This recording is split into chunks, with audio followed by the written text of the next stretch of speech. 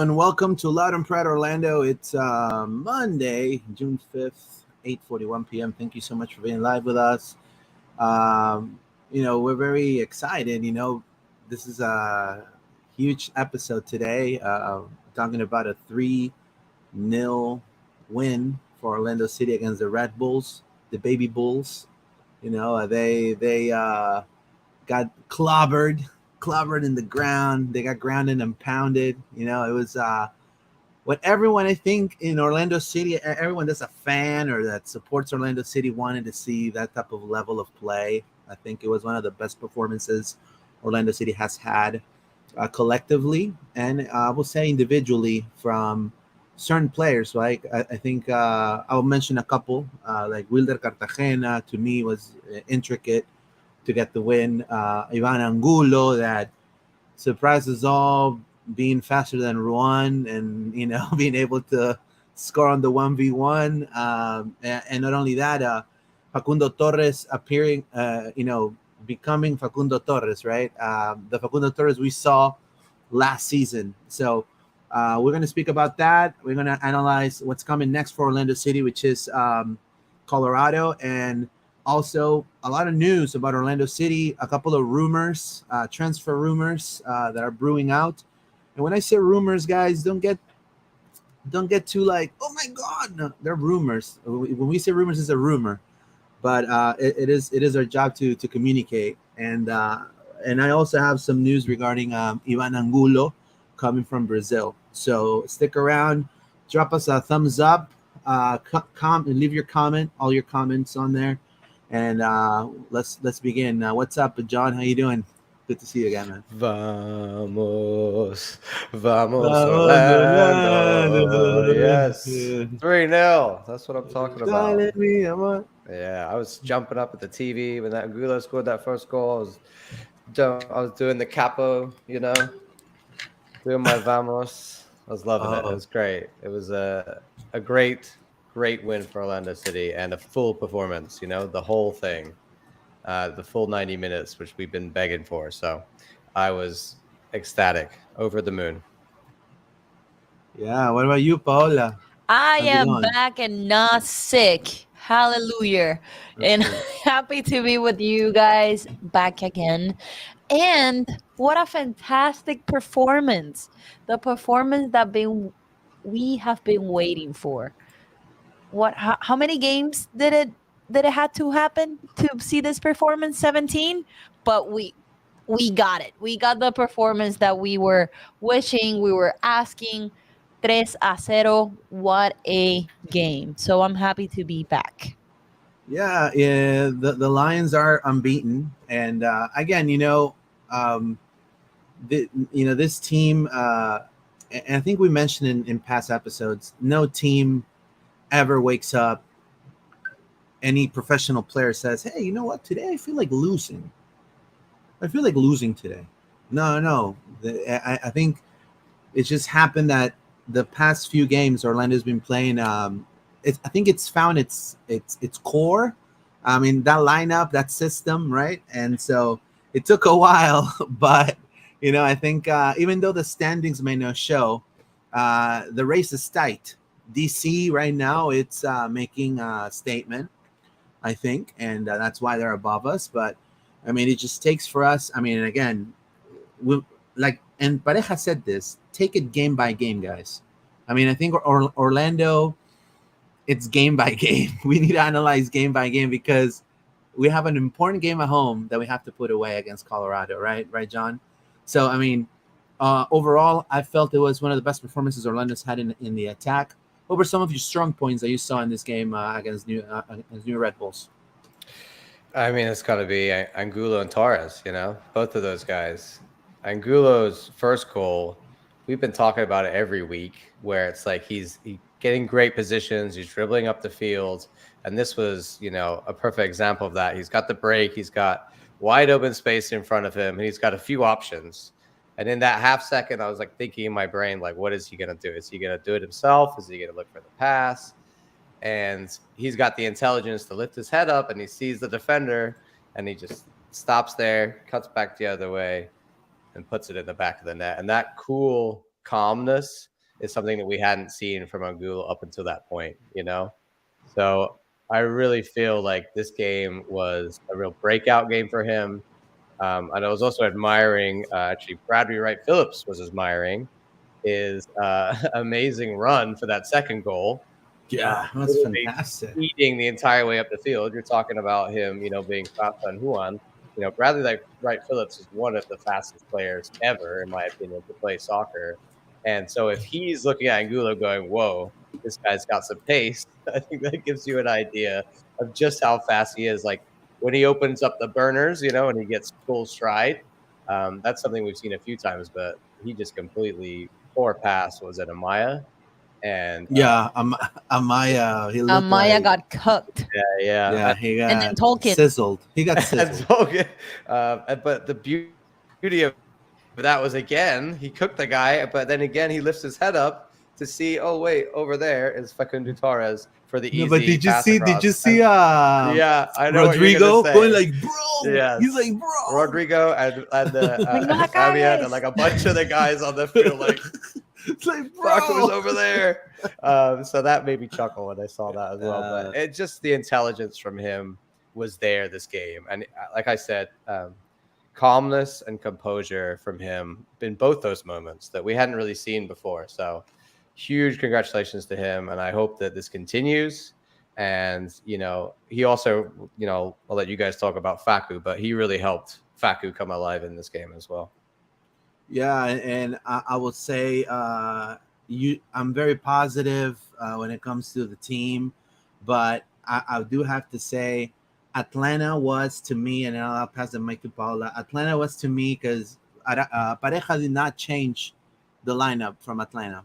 So Atlanta to me had a tougher defense.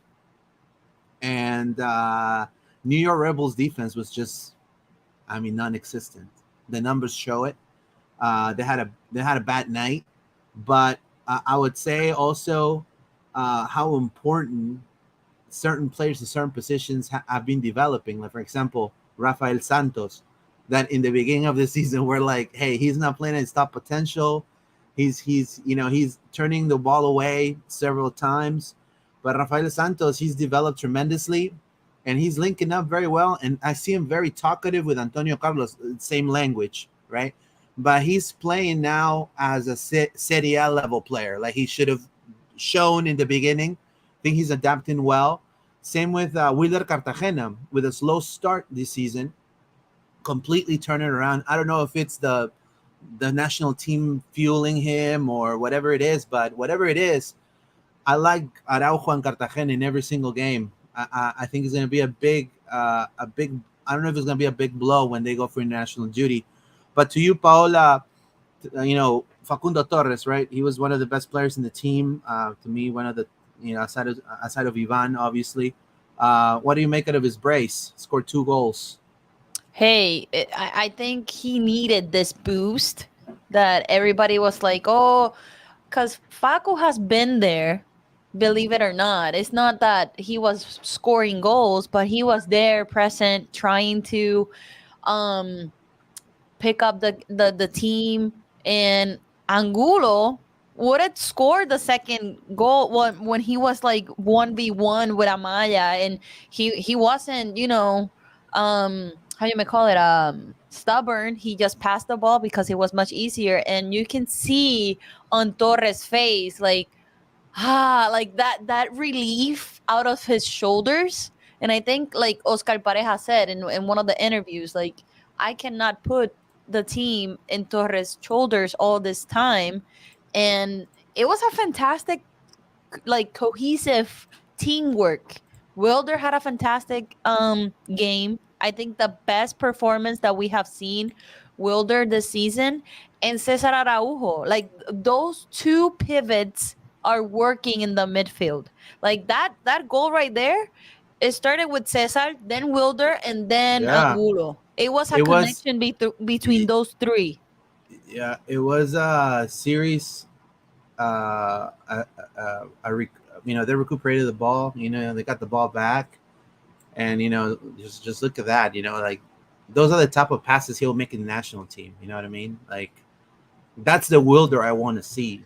I think That's he's getting more confident in the fact yes, that of the two, of him and Arojo, like he's the one who's supposed to go a bit further forward. He's supposed to be a little bit more of the yeah, box to box guy, Yep. Mm-hmm. right? And I think we talked about it a few times, Luis, that they're both being defensive midfielder all the time, and one of them has to make those passes. Like one of them has to connect a little bit more with the guys at the top of the field, and that was a prime example in this game of Cartagena doing that. He was everywhere, man. He was all over the place, both sides of the ball.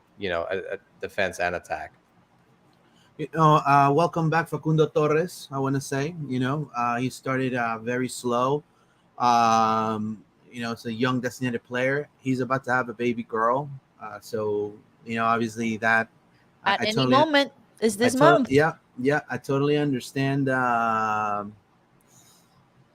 totally understand how he feels. You know what I mean? In a way, like the expectation of when that baby's coming, and then also you having to work your job, right? Do your job, right?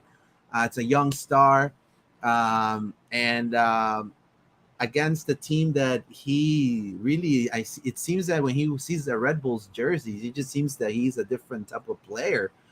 He doubled his season total for goals scored against the Red Bulls. So, and I believe this is a turning point for him. So hopefully, we talked to him in the press conference, and he was very excited. He was happy for the win first and foremost, but he was happy that there's a couple of things that happened. So his personal life is great.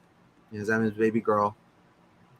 His brace making a difference in the team. The team in a positive note. No one can say if there's someone in the purple atmosphere of Orlando City that says that this is a bad Orlando City form, they don't know what they're talking about. I'm so sorry.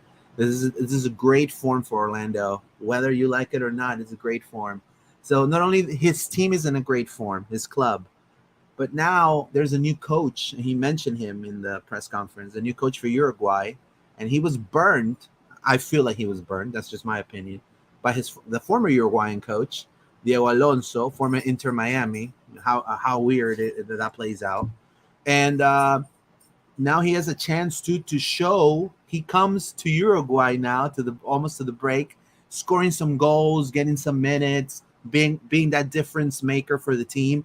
And the coach is Bielsa, right? The former Leeds coach, and he's very well regarded, and has spots for youth. So he feels also motivated enough to also his national team is going to paying some, give him some eyes, right? So great momentum for Facundo Torres, and I'm just happy to see him back. Now, I also want to ask you, John, regarding the back line, right? Because I mean, and here's the like Sofa score rates the our three defenders right here higher than a 7.0, and also FODMob, which is another website. They did their MLS Team of the Week, and then you got Jansen. Jansen was actually selected as their Team of the Week. So, what do you think about the defense? How do you see the defense for Orlando? I think it's there's consistency in that back line. And I think that we were, like you were talking about with Santos, we had questions over him. Really, like when Mikey Holiday went away and we were still without Petrasso and this run of games was coming up, I was thinking that fullback might be a big issue for us. But both Kyle Smith and Rafael Santos have shown in these last three games that they, might not be always the first pick on the sheet, but they can step up and they can perform. And now I think Santos has put a real argument out there to say when Petrasso is available back, is he going to have to give up that spot, or has he now earned it for himself? I think Kyle's a little different. I think when Mikey comes back, now that the U20 sadly last night got eliminated from the World Cup, he will be back. And I think he's going to go back into that right back position. Janssen and Carlos just show why Janssen and Carlos are so good in a back four when they sit and they don't go too far up the field. If you notice in this game, that's something that they did very well. They knew that There was a lot of pace from Red Bull on the counterattack. And so when those moments happened, they were deep enough where they weren't having to chase the ball. They weren't getting balls played in over the top. So there's that level of intelligence from the two of them that's just invaluable. And I think their partnership is excellent. Sometimes I worry a little bit about them aging.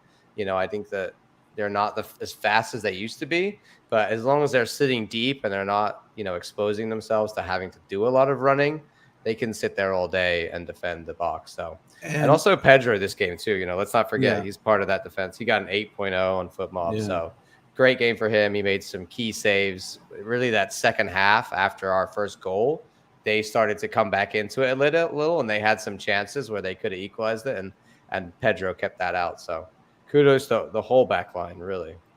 Yeah, and to piggyback from what you just said, well, to me, at least, and I'll pass the mic to Paola, one of the reasons why the high performance of AC and Jensen, it's been because, like you said, they don't have to do that back and forth and that double duty.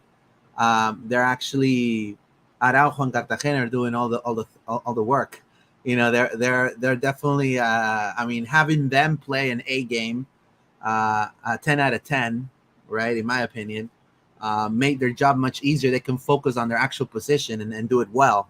So I feel like that's what I feel definitely very positive. That's what it was. And when it comes to Santos and Smith, I think what Oscar may do is just maybe put Holiday for Smith and maybe keep Santos.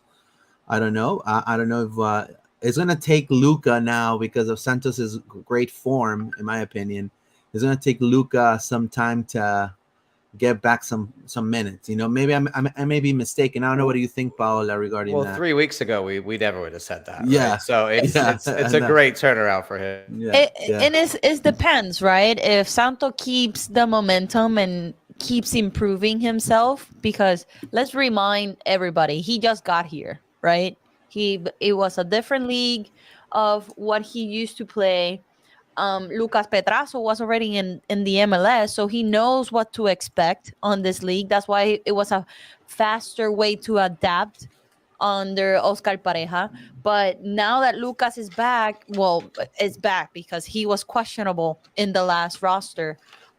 He wasn't in the bench, but let's say he's back for this week, and I don't know. Santos could be subbed out and give a little bit of momentum to Petrasso. But if Santos is working on Oscar Pareja system, I wouldn't touch the guy. Just let him be. If he starts to mess up the plan, get him out and put Lucas on. So it's a 50-50. Let's see if he can be consistent and step up the notch each game, which he's doing. So I don't have any concerns. In the beginning, like John just said, 3 weeks ago, you would have asked me. I was like, I don't know about that. So I think the momentum of him scoring a goal against Fort Lauderdale, Inter Miami, it was the best thing that happened to him, to be honest. So since then, he has been improving each game. And it's good to have, I feel, that depth, right? Because we're coming to a series of games that we're going to play a lot of tough competition away and at home. Also on this one, really quick, Luis, the tactical thing, which Oscar likes to do, is have one fullback go up and one sit back, right? So we always have that 3, and then Araujo kind of covers the fullback who's gone really high. So that is a concern if we bring Mikey up, because he's been flying up that right wing.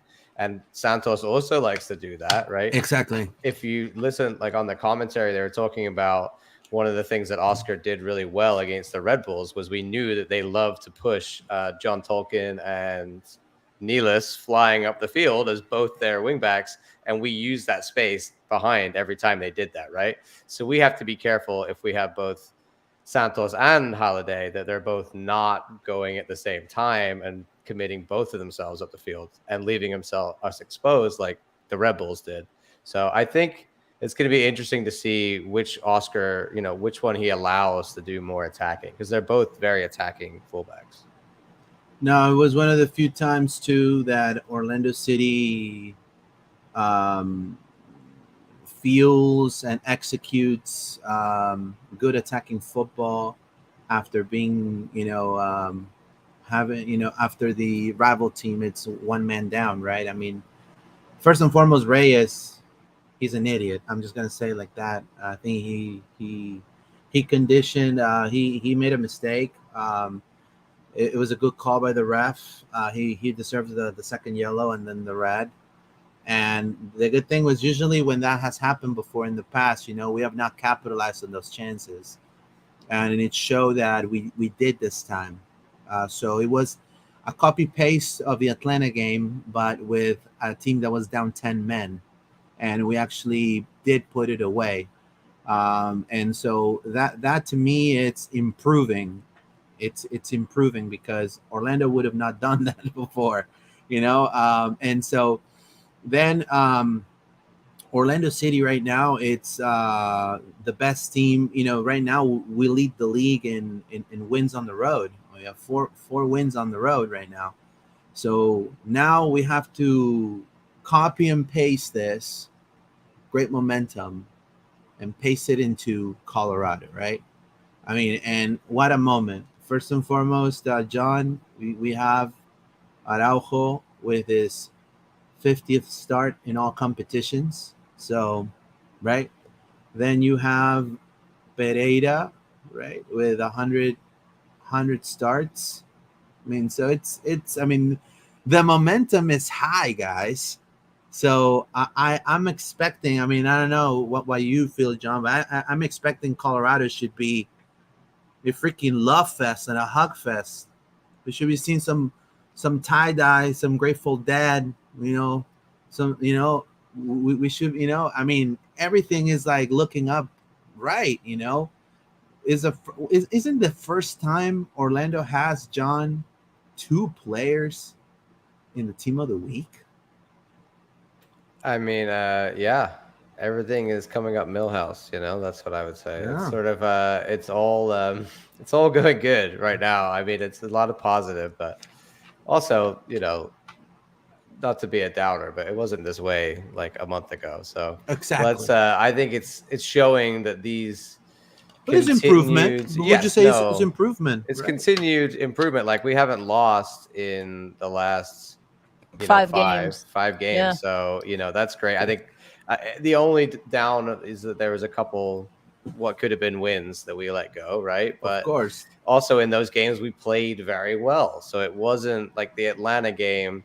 It was just we didn't take our chances, and then this one we did, and then the New York game we just switched off and let them, get the equalizer. So these are things that can be changed, but overall, the way we're playing, and especially defensively, like these last 3 games defensively, we've looked really, really good, and that's a massive positive going into the next run of games. Because yes, Colorado is like a should be a win.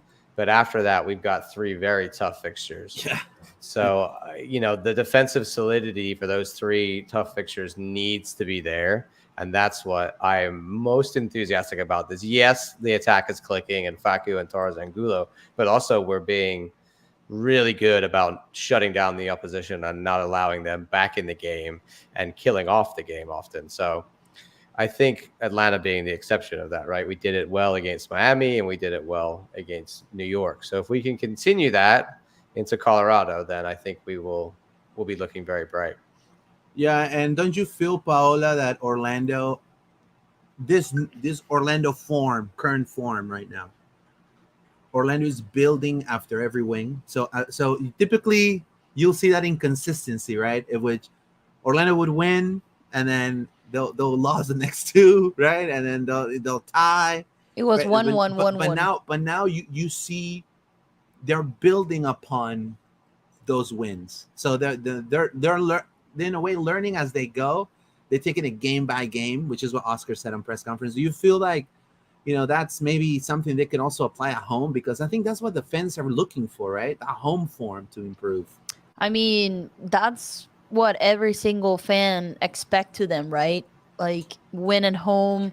And I've been looking at the Atlanta highlights, and it was just a little mistake, and it was a luck. Yeah. That pound of luck at that moment for Atlanta. If not, we would have capitalized the 3 points.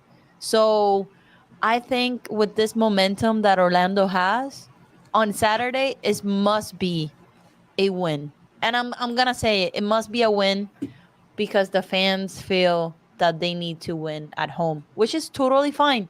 Totally fine. It's understandable. We need wins at home because I don't want to see a late goal or in stoppage time or something. I just want to see the same consistency that we have seen in the couple of 2, 3 games in the past, but with the performance of New York Red Bulls, that it was fantastic. So 3 points must be won this Saturday. I was wondering, in MLS history, how many teams have been like top of the away table and bottom of the home table at the same time? I think this is like unprecedented MLS. That's true. If I was, a real stato, I'd go deep into that and try and find out whether this has ever happened before. But I feel like I posted on Twitter the away table, which we're the top of, right? All the away 7 games played away, we won 4, drawn 2, lost 1. Home table is like the complete opposite story, So it's very strange, and I would hope at some point we start winning at home and keep winning away. Exactly. Or at least get some draws away and wins at home, whatever. I don't want to lose the away form, but we need to fix the home form. Paul is 100% correct, and everybody knows that. It's clear as day. Yeah, I mean it is definitely something, and Orlando needs to build upon and improve. And I feel very confident that against Colorado, maybe the boys can definitely put a solid performance and build upon that, right? I mean, and at this point, I think Orlando should not really focus on, and this is just my opinion again, IMO, in my opinion, IMO. I feel I don't care if they win 1-0, if they park the bus for like the last 70 minutes. I honestly just want to win. I mean, in the end, you don't want to play like Richmond AFC, right? When they did the total football, right? I mean, technically people want to see Ted Lasso there, but it's not real life, guys. Sometimes, the other team also plays pretty good. But I feel like now with this current form and the momentum of the individual players, Facundo, what's happening in his personal, in his club, in his national team, Pedro, Ivan, Duncan, freaking Duncan's a beast. Kara, like the way he was holding the ball, and he's the one who really bothered, the Red Bull player that got sent off. So those little things like are great, and I think Orlando, I'm positive they could build upon this and maybe go and surprise us all with 2 back-to-back wins, and then getting Philadelphia at home, right? Which that's going to be a tough opponent, Philadelphia at home, right? John is laughing. Hey, that's why we need to secure the 3 points on Saturday, and then whatever it happens with Philly on that Wednesday, I'm not gonna be mad because we're gonna lose a couple of two-time player in the week, Julian Carranza. Exactly. So, all right, and I, like, to be honest, it is what it is because Galese won't be here, Wilder won't be here, Falco won't be here, and the momentum for Wilder is now. Like, he's playing fantastic, and then Peru calls him. I'm like, yay! I was like, no. Well, and I guarantee he's gonna start. He's gonna start at least one of those games. I'm 110%. Obviously, Pedro is a starter, but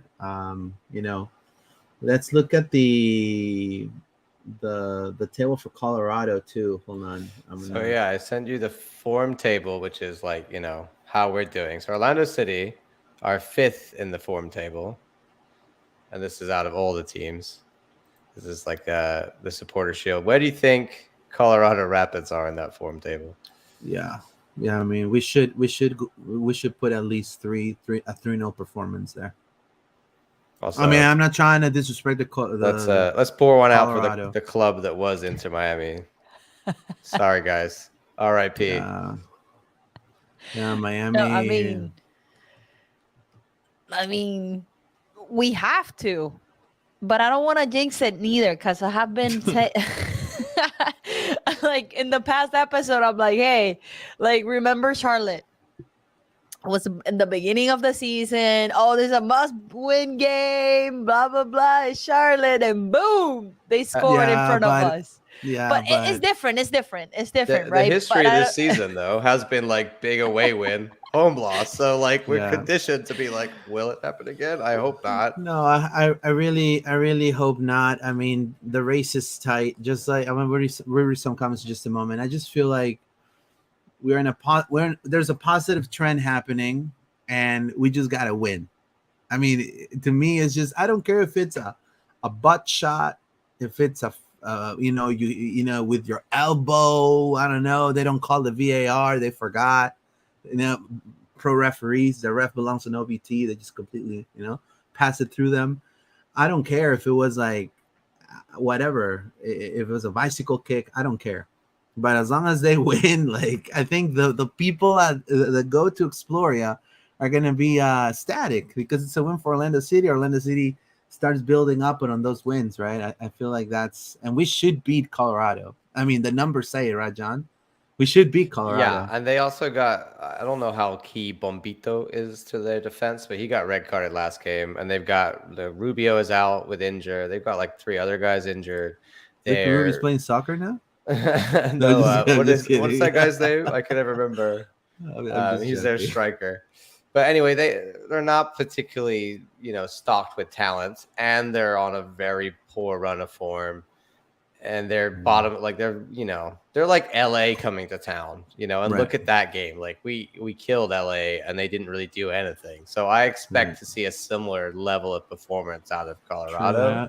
Maybe they'll be a little bit better, but I don't think so.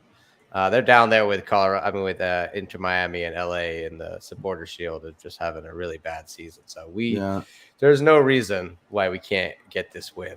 The only reason being that for some reason we can't win at home. That's like this mental obstacle that we just have to get over.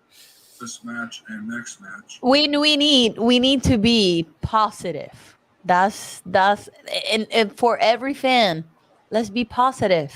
Let's be positive. We gotta believe on be, Saturday. yeah, Believe. we gotta be positive. We gotta build upon these wins that are happening. Obviously, we're gonna be analytical and we're gonna say things that we like and we don't like. I think everyone's entitled of saying it, but I just feel like,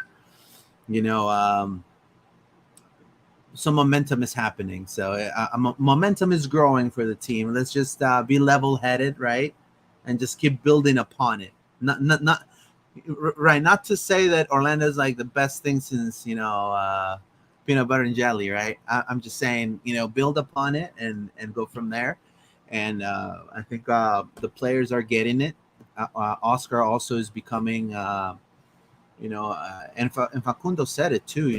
Oscar is giving me the freedom to play where I want and to be the best I can. So, I mean, it's great. The club is improving their form. And so here's the table, and then we'll read some comments right now. Here's the table. Orlando is 8th in the standings, and this is because BC with goal difference, right? We should be 7th, right, John? But I mean, look, New England's just there on, right. So we could be at 26 points with a win, and then we're like right behind New England, potentially if other people don't win. So and that's where we should have been. It's still not that far away. Like we're 2 or 3 wins. If we go on a run, we're going to be back in 3rd or 4th. Where we should have been this whole time, in my opinion. And they have more game play too. We have 15. They have 17. So we have like multiple games in hand on some teams. Like look at DC. They played 2 more than us. No, we go to a slump of 3 wins in a row. I'm just gonna. I'm gonna sing Creed. Swear to God. If we get 3 wins in a row, we will be killing it. So there's a little bit of Cincy running away with it here. So yeah, I don't intention like anybody who's like, oh, we still can be win this thing. I don't think that's right. I want to be like fourth. Like let's aim for third or fourth. I think game by that's game. where we should be most of the season, and then we'll make playoffs. Maybe 3. I would love to be third. I think genuinely in this competition, I think Philly are going to get stronger and stronger. Yeah. I think Nashville are always going to be there because defensively they're awesome and they got Hani Mukhtar. New England are showing again why they're a real dangerous club. I think we should be in the mix with like Nashville and New England. I think Philly and Cincy will be way up there. We might end like in 2020, 4th in the table. Probably. That would be That's a where I good saw myself. season for us. I think that would be a solid season. A good start. We have a playoff game at home, if I'm not mistaken. If we finish 4th, so you get a playoff game at home, and even if you're in 9th now, so that doesn't really. That's true. Oh, it's different. It's different. Thanks, Commissioner. Sorry, just the MLS. Just who wants the home? You want a home game? You can have a home game. What are you coming? Yeah, you just like have Oprah. A home game. You can have a home game. He can have a home game. Just giving out home games to everybody. There you go, Francis W. The puzzle pieces are starting to come together. I think we need to focus on the positive progress. The rest will come together. I completely agree, Miss Francis. Completely agree. I agree. I love that. Joshua Tall, I believe we can and will beat Colorado, hopefully. We need to beat South Park. Mr. J. Santos, was VAR checking the first? Should have been a foul on Torres on the Reyes yellow. I agree, Mr. Santos. I said that. Yeah. I tweeted that at them. And I also tweeted it at Instant Replay for Andrew Wiebe to look at. Because if in that 45th minute +3, so like in the 48th minute of the first half, he makes that really bad challenge where he like comes flying into Facundo. And everybody like reacted really, like everyone was like, what the hell? Like, what are you doing? And then Apple TV didn't play the replay. Like they were just like, you don't need to see that, which I don't know if there's some kind of collusion going on here between Apple TV and Pro where they're like, dude made a bad decision. Don't replay that. Like, but we didn't ever get to see it. But if you look at it live, he comes flying into Angulo. I didn't even notice. Yeah, and then I think that plays into the ref's thinking because he might at halftime gone and looked at it and gone, oh, I should have called a red. And then as soon as he got that challenge on Janssen in the second half, he was like, okay, that's my opportunity, and this guy's gone. To me, that's how I read it. I might be digging a little deep, but I don't know why they didn't show us. Like I'm at home sitting on the TV. Why can't I see the replay? I mean, honestly, and I'm hoping, and I believe that. I hope it's not this way, but Pro should not referee the World Cup. It will be a disaster. There was the one pro referee who did the World Cup. There were some games, and I was like, "Oh no, this is not going to be good." Oh man, this is not good. Not good. Joshua Tall, I agree. Reyes isn't needed for doing that. Maybe Luca will be back next game, and hopefully, Cartagena, Torres, Angulo, and Galicia had a great game. I agree. The best case scenario for this week is Orlando City wins, and Atlanta and DC United tie, and Columbus lose. So there we go on 5th. Yeah. I completely agree with you, Joshua. I think that we're depending on we need to keep winning and then, not focus so much on what the other teams are doing. We just need to keep winning. As long as we keep winning. We're not there yet. Like Miss Francis said, everything will piece together. Like the puzzle will like start coming to fruition. So if we right now start saying, oh, well, what if, Atlanta wins and we're gonna like have a headache, a migraine by the end of the season, right? So, anyways, this is amazing right here. This team of the week with George Petrovic and keeper Know-How, Donovan Pines, Richie Larea from Orlando City. Homegrown, right? I think one of our homegrowns. Was he a homegrown kind of? Yeah. I think Richie was. Yeah. Mm-hmm. Sure. He came through like the academy. Yeah. I don't think he played for OCB, if I remember. Yeah, maybe he did a few times. Ivan Angulo, Facundo Torres, Hani Mukhtar, Edward Lowen, Rubio Rubin from Real Salt Lake, Christian Ramirez from Columbus, and Julian Carranza from Philadelphia Union, two-time Player of the Week. Jeez. Great momentum for Orlando. I mean, that speaks volumes. And and then you have, Oscar Pareja. Uh, also, this was, I think, last week, right? No, this week No, too. this week, yeah. This week too. That's Back to back. the Miami game and this game. The Miami game. Back to It back. was the Miami game. Yeah, Miami game, and then this game, coach of the week. So, and talking about Ivan Angulo, we're gonna give some info regarding Ivan Angulo. There's it's pretty much a done deal. This is what I've been told by sources. Ivan Angulo, according to a source in Brazil, Palmeiras, it's already preparing his team for next year for Copa Libertadores. They're looking at who's leaving, who's staying for the next portion of their season. And today, the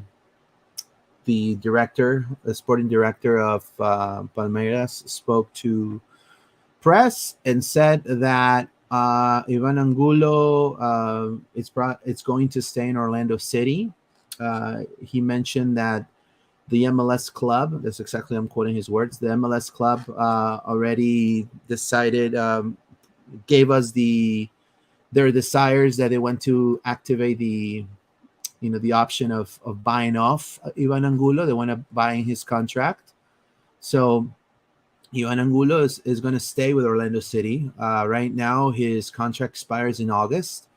Right now, his actual worth as player is 100,000 euros in transfer market, which is about 4.2 million reais. And he has a contract with Palmeiras until December of 2024, right? So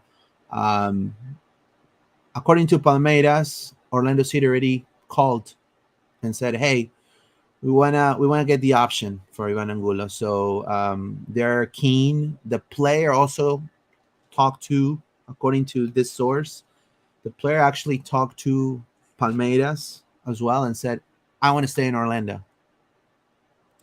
So if the player's keen, Smart kid. if the player's keen, and the club is keen, and Palmeiras is keen, it is a love fest, guys. Ivan Angulo staying in Orlando City. I'm so happy about that. Usually you got me for a minute, Luis. I was like, oh boy. no. He's not gonna pull an Asquez, guys. Don't worry. He's not gonna pull an Asquez, a Carlos Asquez. It's okay. He's gonna stay. Ivan Angulo stays. What are your thoughts, John? I mean, yeah, that's awesome. I was actually just going back to look at when he originally signed with us and what the deal was. So in the original deal, it said, and he signed on the 25th of July, 2022.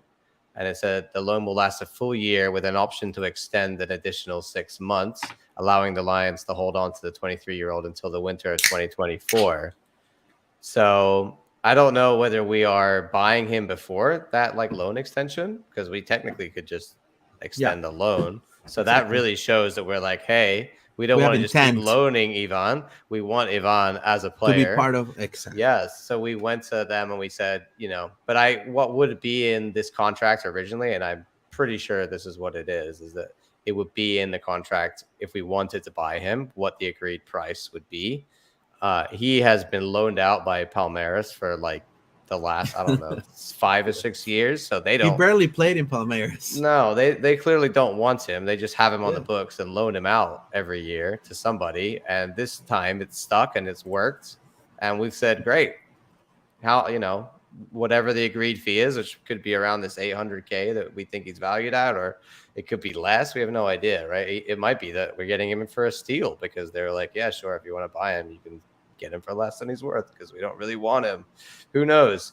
But regardless, he's going to become a full Orlando City player, no longer just a loanee, which is a real statement by the club and well deserved for him. I think he's really shown over the last year that he's such a useful player for us, right? I think this last game he was offensively awesome, but often what I'm talking about with him is his defensive work rate. Overall, his work rate is just so impressive. The man never stops running, and he's always got something left in the tank. So I want to have a whole team of players like John Angulo who work that hard. So I'm all for it. Yeah. And what about you, Paola? Hey, I just said it. A smart kid, right? He has. I think this is the player that has been consistent since the beginning of this season. Like now he's showing more and more each game. But if you think about it, Angulo has been the only player starting each game that you don't see him tired. He's running up and down, up and down. He has been a defense player, a winger, a striker. So super utility like Rodrigo Schlegel's. Same mentality. So I'm happy that he came in last season, mid of the season, adapt to the team super well, and to Oscar tactics, and he's showing off what he is capable of because he was in Portugal, and I think in Portugal he didn't play as much neither. So everybody was like, who is this kid? Who is it Angulo? Who is Ivan Angulo? Yeah. What he has done. So and thank you, Ivan, for proving us wrong. Not me. I always have let's give this player a chance because it's Right. not easy move around and be in different leagues, and sometimes us as fans, we're blind and we don't think about those stuff. But Ivan Angulo has a great story of coming from Portugal, being on loan and forever and ever from Palmeiras, and he proved the fans wrong, and he won our heart. So Ivan, keep keep up the momentum, and I think the connection between you and Facu are showing off since last game. Yeah, it's a tremendous improvement from Ivan Angulo. I was one of the people who, when he first was signed, I was honest. I said I feel his Orlando City likes to, you know, sign players with, you know, high reward, low cost, right? Pedro Galese bought it for cheap, super high reward, best player in the team. Falco, I think, was one of the first players that Orlando was like, hey, let me open the wallet right now, right? Because he's such a prolific player. And Ivan was one of those players, right? Loan, possibly high reward.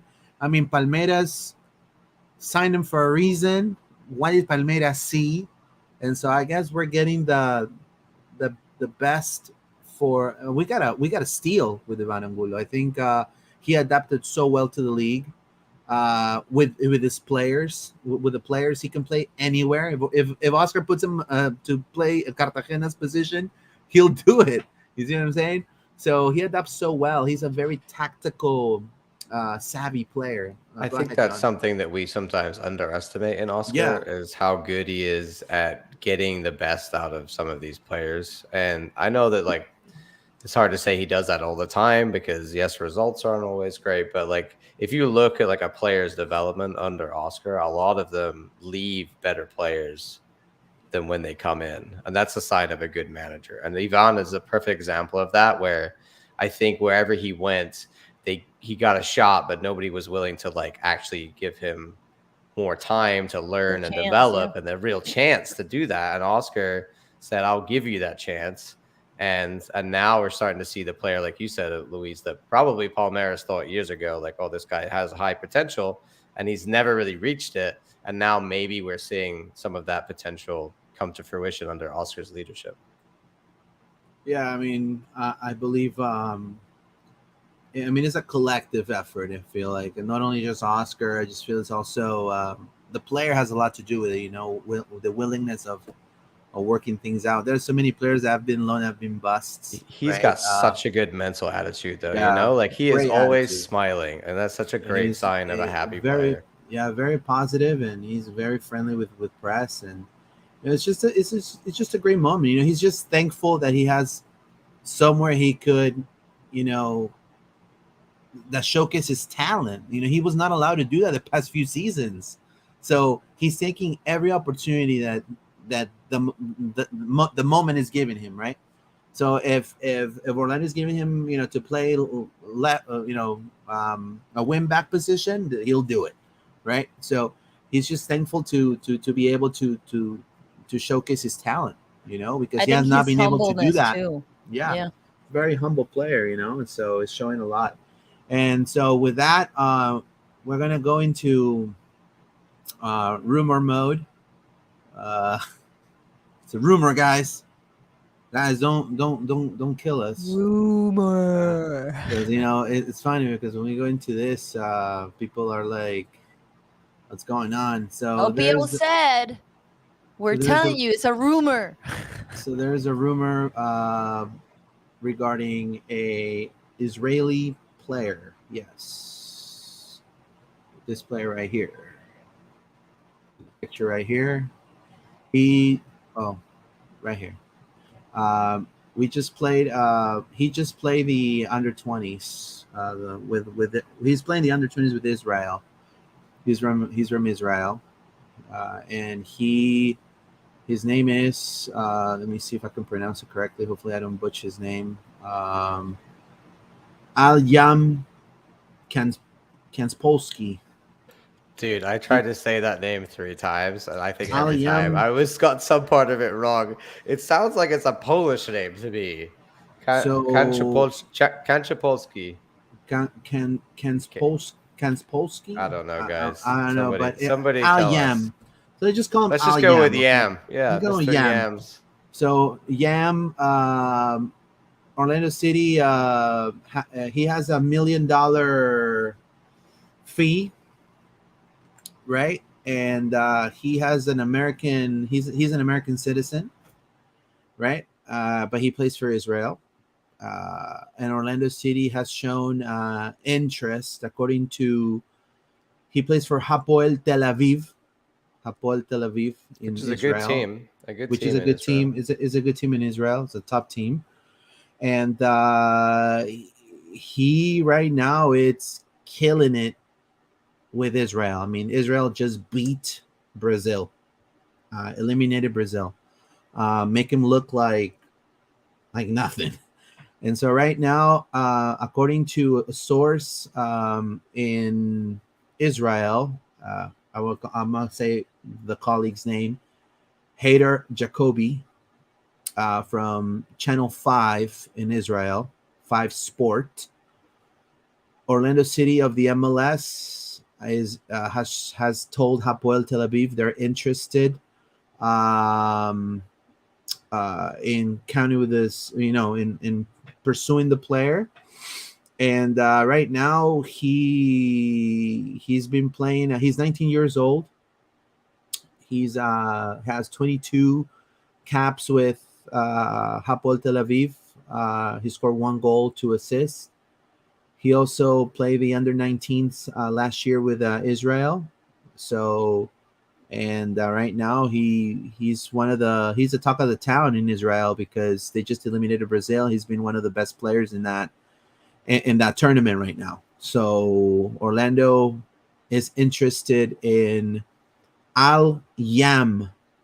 I guess I'm gonna write his name, Al-Yam. According to this source, Sports 5 in Israel, Al-Yam, what's his name? Kanspolsky. I'm gonna write that down, right? So he's a defensive midfielder, which is interesting. He's also obviously said like American born, so that means we don't. I'm pretty sure we don't have an international spot free. So I think anyone we bring in needs to not need a visa or any sort of international requirements. I think we have one I think. think? Let me do my research. Do your research because I'm not sure about that. But maybe I'm wrong. Unless we traded for one, we might have traded for one back in one of the deals we made in the summer. Also, another interesting thing is that there's in the Israel they require you to do what they call the IDF, the Israel Defense Force, for 2 years for all young people to do. I think it's between like 16 and 18. And so that they're talking about the fact that they would actually let him get out of that because he's currently still in the army. So that's interesting. And I mean, it seems like he could be a killer in this league, like whether he's got a lot of potential. And, I think defensive midfielders that are of his kind of stature and size, like he looks pretty tall. If he can move around and be a nuisance, I can see him maybe being a really good signing. Whether it happens or not, I don't know. I found his actual. This is the translated version of his name. This is his real name. That's crazy. Elyam. Kanspolsky. Kanspolsky. Elyam Kanspolsky. Yeah. Yeah. So I mean, who knows? It could be. I mean, again, this looks like he was born in Hawaii. For anybody that wants to know, he was born in Hawaii. So Hawaii is part of the United States. So he's American, and he right now he's defensive midfielder. And like John was saying, I mean, I feel like it's depth for Wilder and Araujo. Now, I do want to say,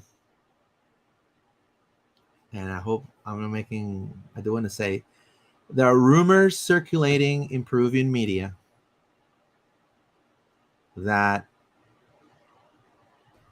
I mean, there's rumors that Cartagena may be looking at other options after his contract at Orlando ends. So I don't know if this is a signal. I mean, we can just dive into the whole cloud of smoke right now, right? But we're not going to do that. But I mean, that's what some sources over there. Now, I can say I feel like he's having a fantastic momentum with Orlando, and he wants to win it all with Orlando. And I think if you put Peru against playing the MLS, he's going to stay in the MLS. That's just my opinion. But again, this player is a defensive mid. Well, so I think Cartagena probably saw his career going a different way, right? Like, I don't think when he was thinking about, because he was hotly tipped as a young player out of Peru, right? Yeah. So yeah. I think that he expected to be playing in like Serie A or like over in France or something at this point. Like, he expects to be in a top European league. So whether he still has aspirations to get back to that, I don't know. In which case, maybe that's what some of this speculation is. But he's got a really, like, I know he's been playing a few good games here, but earlier in the season, he had some rough games. And I think that people maybe get a little bit ahead of themselves when they see a player start to come into some form like Cartagena.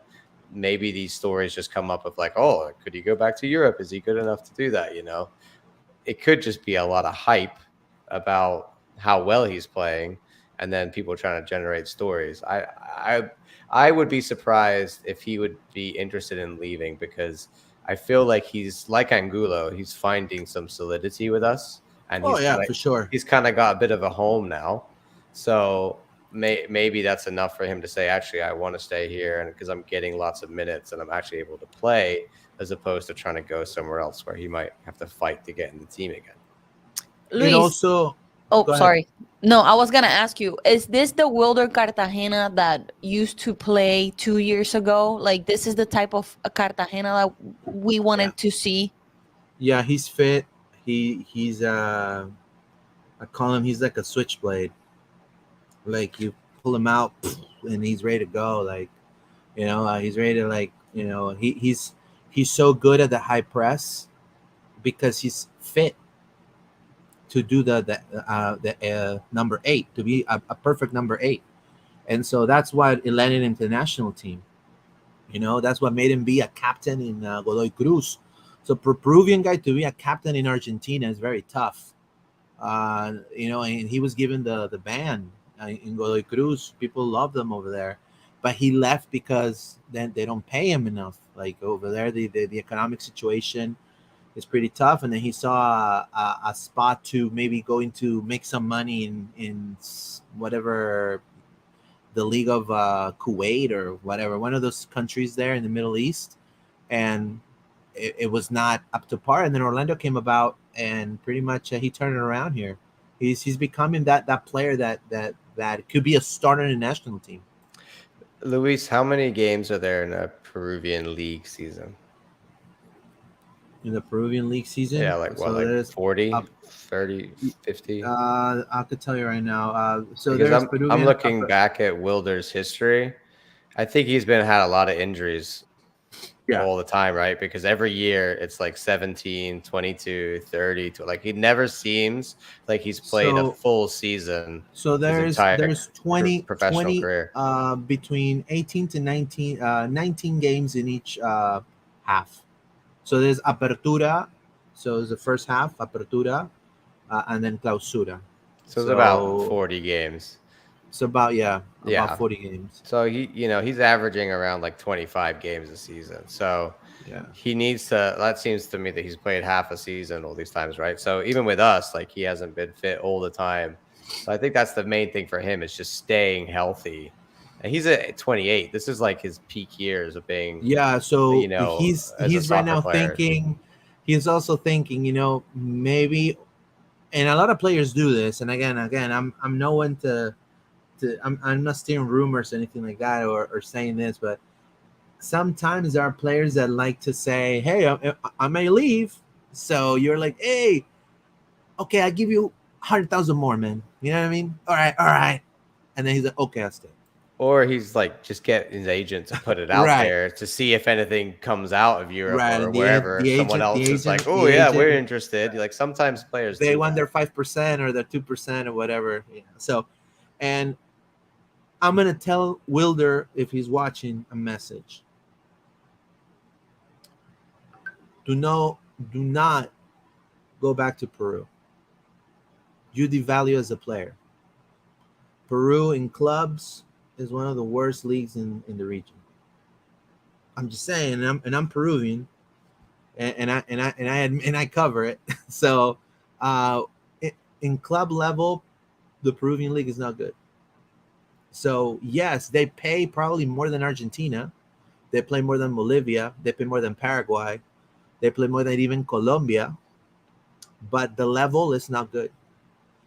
If you want to be that starter in the national team, MLS is a higher level than the Peruvian league, and you have quality of life. So you have to really pick your battles, right? Like Raúl Ruidíaz, to give you an example. He knows where to go to succeed, and he knows that the MLS, he's where he feels like he could be a top goal scorer. If he will go to Portugal, and he's facing tougher competition, he knows that maybe he's not going to score that many goals. But I feel like I'm gonna say this completely, and a lot of people probably won't like it, but the examples are tangible examples of failures coming from MLS back to Peru. First one, Carlos Asquez, who played in Orlando City. Great player, came here. Great player, scored a lot of goals too. He was a part of the team, all of that. He decided to go to Alianza Lima. That year that he got there, went to relegation. Relegation playoff and lost. Then Yotun, that's another one. He went to Orlando City, Mexico, Cruz Azul, and then he got benched for performance, and then he decided he had the option of maybe coming back to the MLS, but obviously being paid between 300,000, 400,000. He didn't want it. Went back to Peru because that other team offered him something similar, a little bit more, but something similar. But his his worth devalued. So actually now you can pick up Yotun for nothing, but he's not the same player. He's lost his mojo in a way. He's not the same player because the competition, it's lower level competition. You understand what I mean? So even his performance in the national team has gone down, and his performance in his club has gone down. So that's sad. You know what I mean? And so I will hate to see that with Wilder, right? And same and Kembol Guadalupe. You remember Kembol Guadalupe from OCB? He retired. Yes. Already? Yeah, he's retired. He was young, right? Yeah, he was young. Yeah, and it's sad. Injuries. Yeah. Well, we're Sad. talking about Wilder. If you open that second link I showed you, somebody, it was Alonso, actually posted some stats from him in the last game, and he retweeted it with work. So clearly, man is putting that shift in, and he's happy, and it seems like he's liking the recognition he's getting here. So of course, I mean he's not been getting it for a while since Argentina 2 seasons ago. So of course he's loving it here. I'm just saying, I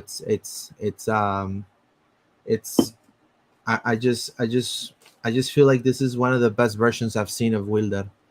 And so I feel like now, and people are noticing in Peru too. It makes because him and Galese play in Orlando, like people actually want to watch Orlando City play. Like they want to see the form of their players. Like, and it's tough because, and I want to say this, and there's another thing, it's tough for you to watch Apple TV in South America. Like you guys, I mean, if you guys want global exposure, like just Facu Torres alone, the whole Peñarol fan base is huge, and then you have Wilder and Pedro. They could, as another chunk of viewers that you can get there. You know what I mean? And but honestly, like I'm very happy for Wilder and his performance. So let's read some comments. Let's see here. Joshua Tall, these our culture needs to grow to show OC we're ready for the next step. Says Jeffrey O. That's Jeffrey, yeah. Jeffrey O. This is a great show, guys. I enjoyed the dub, and I think Orlando deserves a stadium song.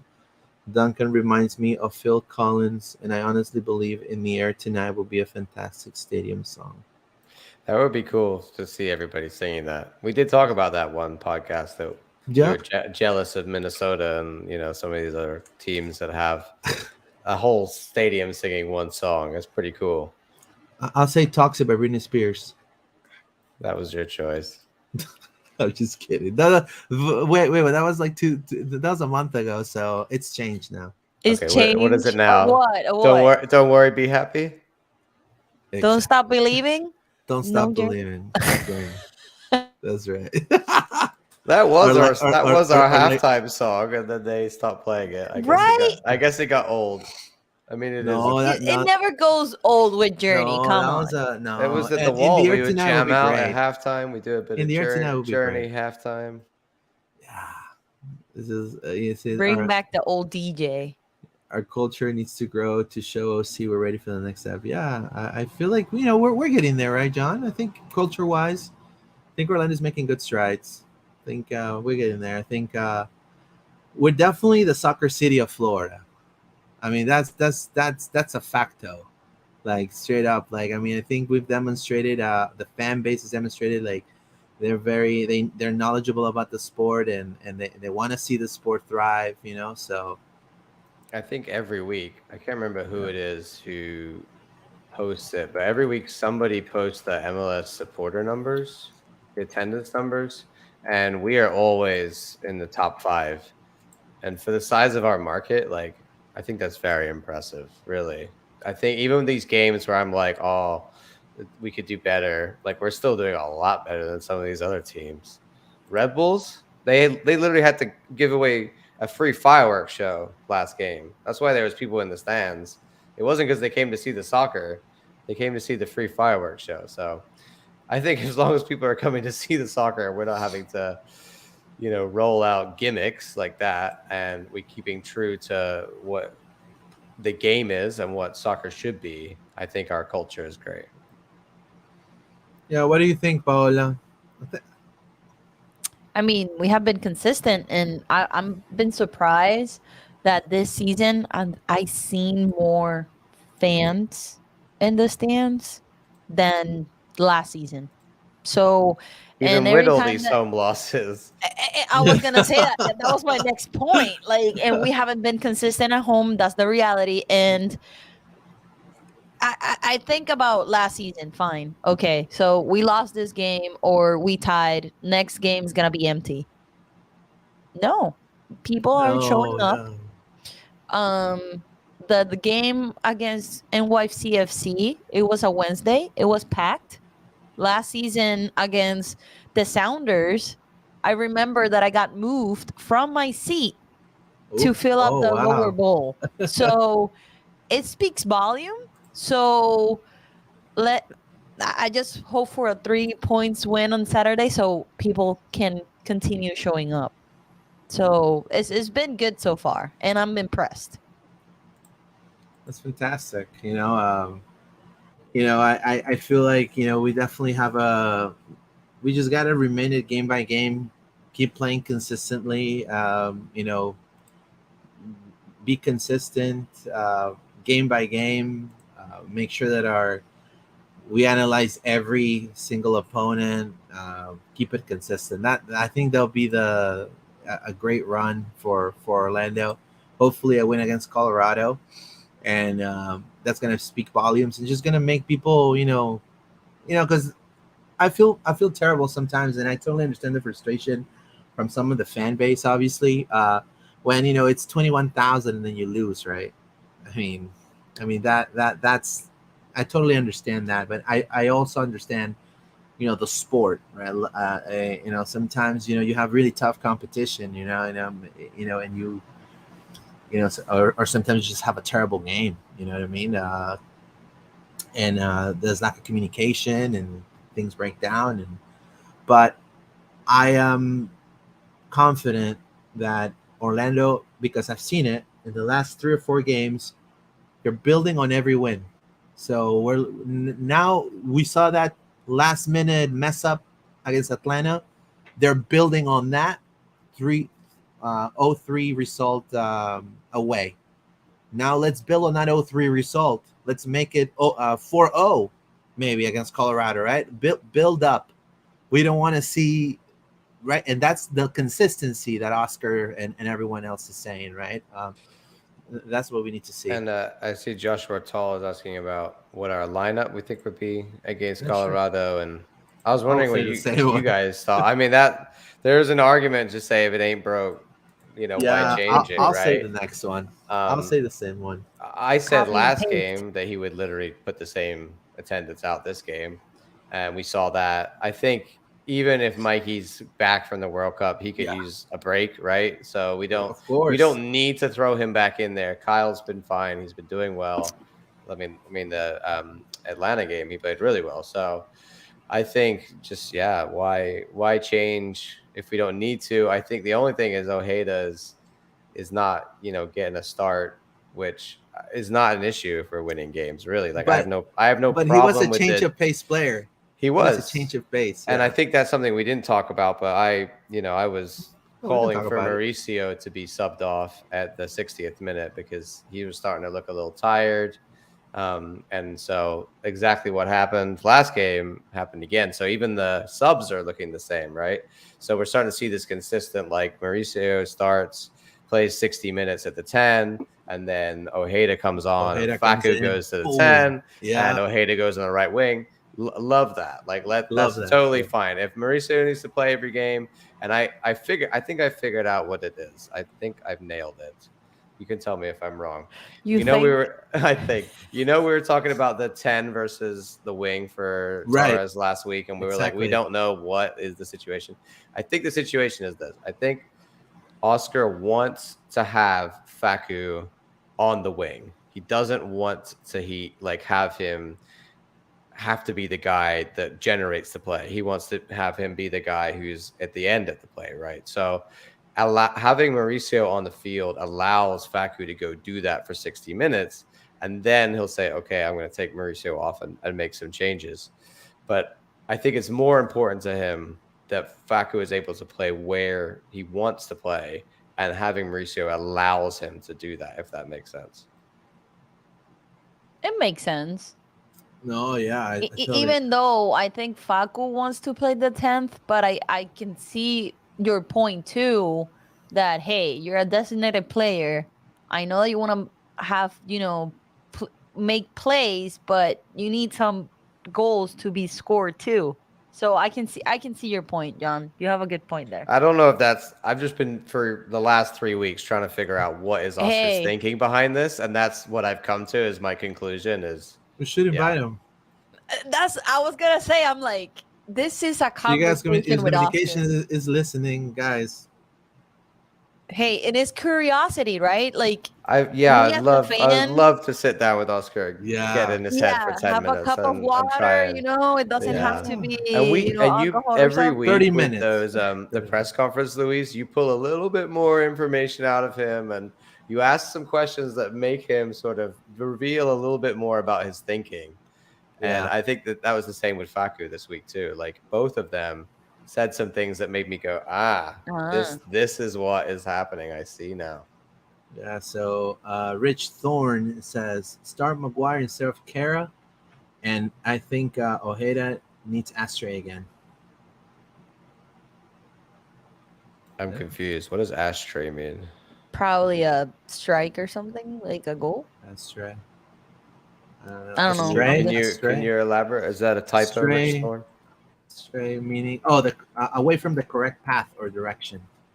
Astray. He's gone astray. Got you. Yeah, got it. Now it makes sense. Okay. Now it makes sense. Yeah. A start. Yeah. He needs to start again. He's gone astray. Okay. He needs to start. Okay. He got to start. Bad. Yes. Okay.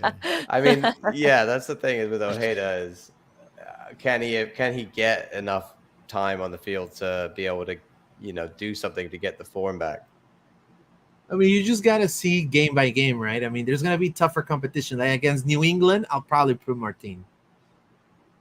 Yeah. You know what I mean? And then I'll have Mauricio come minute 65 or minute 70, right? And close it off. Last game, the like subs Miami from Oscar were like exactly what I want to see. Like Cara coming off that 60th minute, Mauricio coming off the 60th minute. Like if these guys are going to start, and they're not really done much at that point in the game, or they're not the ones in form, or not scoring the goals, bring them off for that game.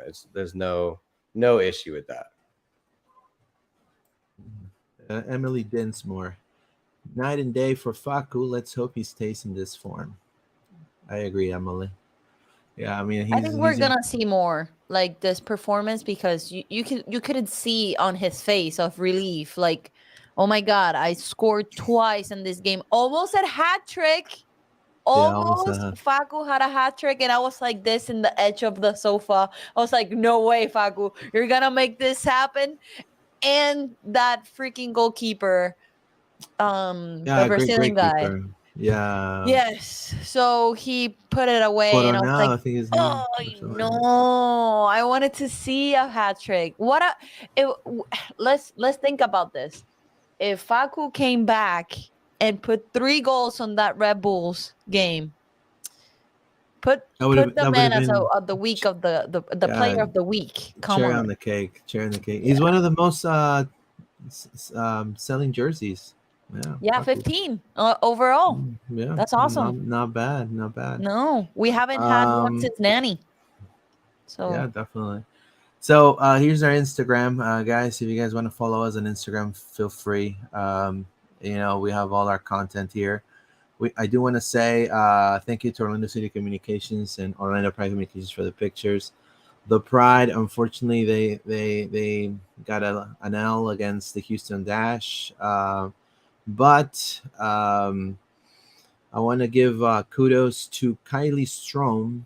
She was honored today. First time she was in the best 11 of the month for the NWSL. It was her first of her career, and the first of such honors for an Orlando Pride player this season.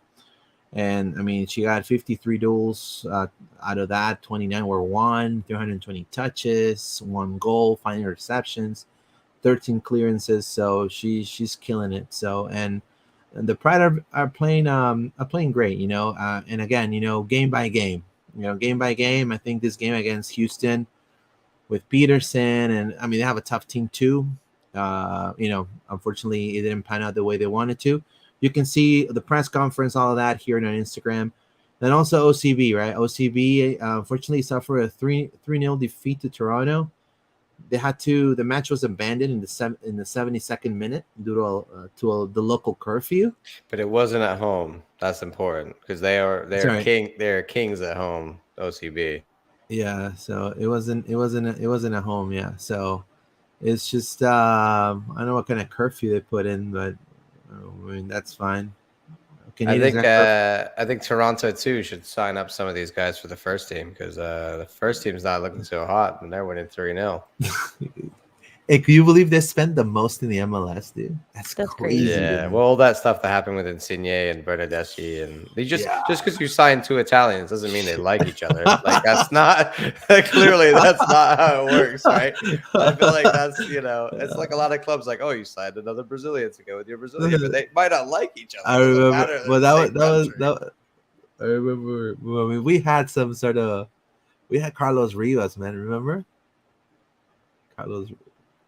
Carlos Rivas, man. Can never forget Carlos Rivas, dude. That guy. I called him the field goal merchant because everything he hit went so high. It was like he was going to score a field goal every time. And on the 1v1, Carlos Rivas, we knew, we lost the ball. He ain't gonna score. And then I remember Julio Batista. I always remember him. Man, I can't believe we brought him back from Arsenal. Did we have any Stoke City players at some point? We should have gotten. Well, we've had James O'Connor as a manager. Actually, no, we had. Lewis Neal, I think, played for. Yeah, Lewis Neal playing Stoke. Yeah, he played for Stoke at one point. You should have done Peter Crouch. I mean, we got Batista. I didn't get Peter Crouch, man. Peter Crouch was the man at Stoke. I remember that was his best, but yeah, man, the tallest man alive. Man. The other thing I want to say about OCB is I sent you a link there as well on Twitter, but a couple other guys got called up for the Venezuelan team. The Venezuelan international team. So my girlfriend is Venezuelan, so I thought I would mention this just for her. And this is a test. It's a test to see if she's listening this long. So I mean, you're talking about. And I want to say this, Javier Otero and one of your favorites, Luis. Tablante. The left back who's been playing very well. And I'm telling you, he liked her post. There you go. Well done, Moises. Yeah, I mean, I'm telling you, these guys, Venezuela is not sleeping on. I mean, they have tough competition. I mean, to me, Venezuela, their prime competition in South America is Peru, Bolivia, Paraguay. And they know that they're going to go for that 6th or 7th spot for the playoff. I think Venezuela has a good core of young talent. And another thing that they're doing and they're doing it because they're. I mean, if they see the United States doing it, they see that France has been doing it for decades. They're doing it too. They're signing Venezuelan, so they're American, but Venezuelan descent, right? So and I think that's great. And look how many in the MLS as well. Exactly. So many. So you have and the cool thing about it is that Orlando City Academy. I mean, these are players that are from the academy, and they are in OCB. Our reserves type of thing. They're going to be showcased in one of the toughest competitions in the world. I mean, CONMEBOL qualifiers are tough. You go to play in La Paz, Bolivia, in the altitude, it's crazy. Then you go to play in Venezuela, or you get to play in the hot in Barranquilla. Like it's crazy. So and those kids are going to be exposed to high level competition, and hopefully they excel, right? And I think Javier Otero and Moises Tablante well deserved. So I'm happy for that. And we got other call-ups as well. Yeah, we have Lots of international call-ups. Yeah, Uruguay. Facundo Torres was called up. Also, Cesar Araujo's brother, older, was called up too. Maximiliano Araujo. I genuinely did not know Cesar had a brother who played. Yeah. Yeah. Wow. There you And they play. Where does he play, They Maximiliano? play. They play. Mexico. They play Oh. similar. They play the same position. Yeah. Can we sign his brother? I want both of them into defensive Can you midfield. imagine? Oh, does he play defensive midfield as well? No Yeah. way. I thought that he was a winger. Can we just? Okay. Yeah, I think he's a winger. He's a Oh, winger. He's a I winger. I think was he's a left imagining winger, two Arujos at the 8, like the ultimate double pivot of Arujo. No, but he's playing right now. He's playing in Toluca. I mean, he plays left back and left winger, so he's a wing back pretty much. We need He's those. like a Santos or Gaston Yeah, Gonzalez. so there you go. I mean, keep it all in the family, right? Right now he plays with Toluca. Yeah, but he's Also, been. Yeah, so Bielsa good looks thing so about- scary in that photo. Look at and that. he is. He looks terrifying. Yeah, he's something you need to be watch out for. Good player. I feel Maximiliano Araujo is going to play in Europe. You know, I think he's a well sought after win back in Mexico, so he's probably going to make it to Europe. Now, I'm going to say this about Uruguay. Uruguay has a new coach called Marcelo Bielsa, former Leeds United coach. Obviously, he didn't do too hot with Leeds United, although he did kind of help the culture there. But in South America, he's called the mastermind. I mean, the dude he made the best for Chile, for example. They won the best generation of Chilean players came under Bielsa.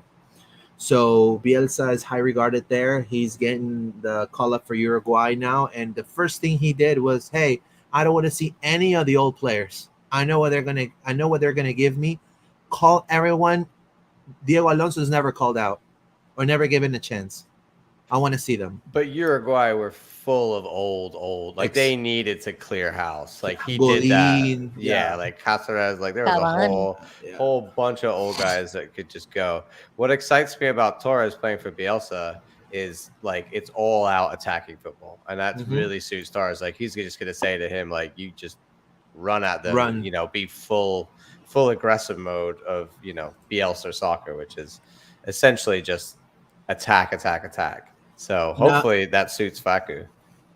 Now they're playing Honduras and Cuba. I'm sorry, but I don't know. I don't know how that the second one's gonna go. But I mean, you're telling me. I mean, I think those kids are gonna be able to shine. I guarantee Facundo's gonna have minutes.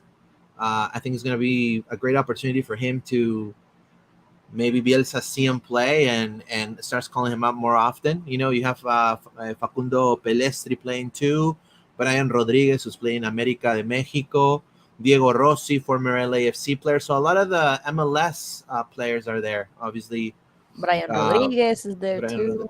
Brian Rodriguez, Sebastián Cáceres, Matías Viña. He plays in Mexico. So it's talking about 4 players for, I think, Club America are being called up for this Uruguay national team. So great chance for Facundo Torres to make some noise. And then obviously Pedro Galese as captain.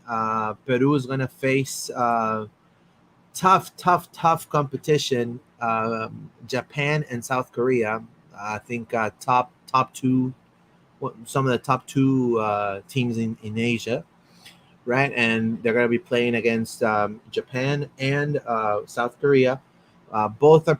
I think Cartagena is expected to start in one of the games, and Pedro's going to play both because he's right now possibly going to give his armband to Paolo Guerrero, which is coming back to the national team. Former Flamengo player, the historic striker of. The Peruvian national team, and right now they're coming hot. I mean, both Galese and Cartagena coming in top shape, and so let's see what pans out. Right now, Juan Reynoso plays more of a defensive style, very similar to kind of Oscar. Sometimes he likes to go for the counter. So I don't know how they're gonna do it with Japan. Which Japan, they beat Spain and then they beat Germany in the World Cup. So I mean, it's gonna be tough competition. Do we think Pedro is going to pull another crazy traveling situation and get himself back for the Seattle Sounders game on June 24th? He's been known to love to literally get on the plane as soon as he gets out for one game and get like back to Orlando and play the next day for us. So he plays on the 21st. I feel like that's, even if it's from Japan or from South Korea, like there is a chance we could see him in that Seattle game. I mean, it's on that side of the country. I mean, the world. Like he would actually come the other way around probably and meet them in Seattle. There's a high chance of that happening, I think. So he's gonna miss the New England game, right? Hold on, let me double check. Yeah, he's gonna miss the New England. It's the Saturday, and Philly is the 21st. So he's definitely missing those. Yeah, but so he's missing those. I feel like he's gonna make it to. Yeah, he's gonna make it to Seattle. Yeah, he'll make it to Seattle. And probably he's gonna be like, Wilder, Papa, let's hop on. Yeah, that's what I'm saying. He's like, Wilder, too. Let's go, bud. We're back to the club. Yeah, Wilder too. Yeah. They're. I mean, both of them.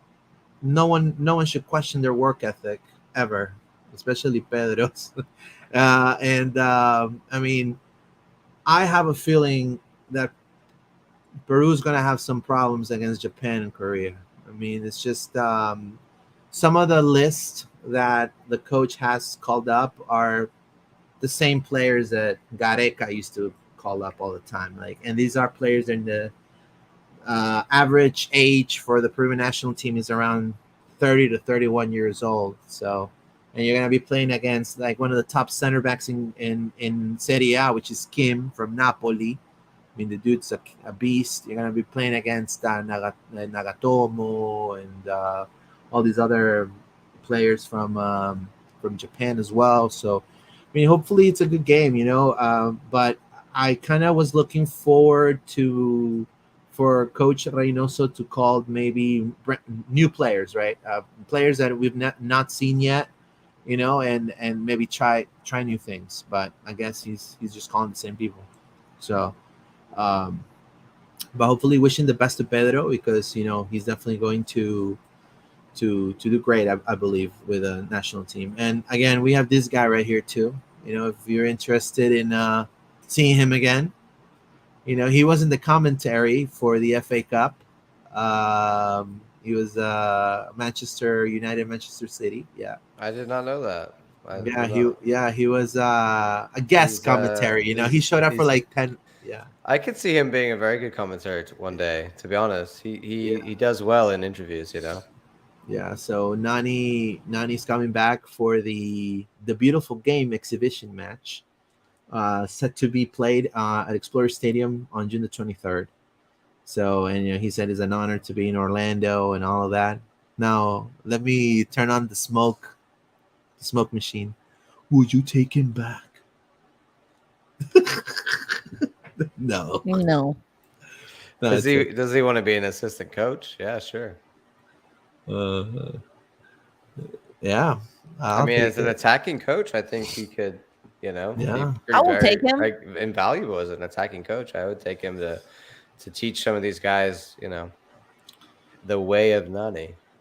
And then Alexandre Pato, just to close out too. Alexandre Pato is going to be playing in Sao Paulo. So he finally signed a year contract with Sao Paulo, similar to the one he had in Orlando City. It's based in if he's going to get injured or not, and his performance and all of that. But he's back in Sao Paulo, a place that he loves, and he's excited. And he did the video just like he did with Orlando, like the same thing. So he's just very happy to be there. So he's good. He's physically fit. So let's see what happens with him. Brendan Philbrick. After doing some research, Orlando's home and away all-time record is home 62, 39, 44, and away 34, 49, 65. Wow. Impressive. Not bad. Not bad. I think our away form this year must be adding to that Yeah. 34 pretty heavily, I imagine. For sure. Yeah, we need to do better. This is Reynoso Isa Ratonero. It says Dark Kaiser Leo. Ratonero means he likes to park the bus. So yeah, that's right. Night and day, Faku. Let's hope he stays informed. That's right. Well, I want to tell everyone thank you so much for your support. It's been a great pod today. We'll be back definitely next week with more Loud and Proud Orlando. If you just got here, rewind it and watch it. We've analyzed the Red Bull game and also talked about Colorado. Do you have any last words there, John, to close? Yeah, I want to shout out to Sasha Kleshim because I tweeted at him because there was a few games ago, the Miami game, that he was, he was saying some bad things about Orlando and that, Joseph Martinez was the father of us and all of this, which what? I think you didn't know that? No. Yeah, What?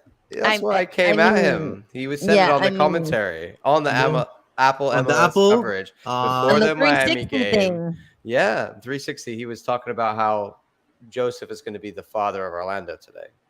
So everybody went at him after we beat Miami, Of yo, course. bro. And so I tweeted him after this game and saying, 4 wins in a row over because this is our 4th win over the Red Bulls consecutively. Right. So I said 4 wins in a row over the Red Bulls. What does that make Orlando City the father of your old club? ? I'm not sure how this whole thing works. And he actually replied, which I did not expect at all. But he said, 5 games unbeaten Orlando. Well done. What can I say? Torres with 2 goals. You got to be happy with that. So, yeah, Sasha, don't disrespect your old club. That's not cool. Not cool. I know that you are new to the game of. Do you feel some type of way being a commentator, but you can't be talking about your old club like that because you're gonna. And I think you've learned your lesson that our fan base will not tolerate you being so mean to us. So, truce. We're gonna call truce on Sasha. I think that's fair. He seems to be apologetic about his past comments. Yeah, I think. If I would have been a player and I play for Orlando City and then I move to another team, I would respect Orlando City, regardless, because I play for that club. He was our vice captain. I know. Yeah. I know. He played tweeted for to LA him. too. We should have tweeted to him. You mean your father? Because you were here when Joseph Martinez was playing. Well, that's exactly it. He was talking about when Joseph he was playing that game. You were on the field. Exactly. So that basically is your father, not Orlando City's father. Then, anyway. Unbelievable. Well, yeah, he tweeted that. Wow, that's crazy. I did not know that. Well, let me go create a burner account. No, I'm just kidding. No. I don't want to attack anybody online. No, that's not what I'm about. I'm not about that. I just think that one rubbed me the wrong way, and I think a lot of people. He was just trying to poke the bear. Don't poke the bear. I think sometimes these guys want to say stuff to get a comment, get a reaction. Right. That one backfired a little bit on you, Sasha. Yeah, for sure. Well, I want to. This is Francis is rolling on the floor laughing. At first I didn't know. I thought it was Rolf. Then Ruffle, right? And then I realized it's rolling on the floor laughing. This is they Kaiser Leo. Thank you. Have a good one. Thank you, sir. I appreciate it. All right, guys. So we come back next week with more Loud and Proud Orlando. We have a game against Colorado. We'll be there. I'll be there. Hopefully another 3 points. If you guys see me around, say hello, and We're gonna see you in Vamos Orlando. Take care, guys. Have a good one. Vamos Orlando. Vamos, Orlando, let's go. Let's go.